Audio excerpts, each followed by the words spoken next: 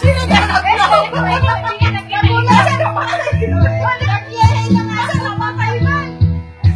Hindi pala nag-blow yung kuya. Tapos puro mo na.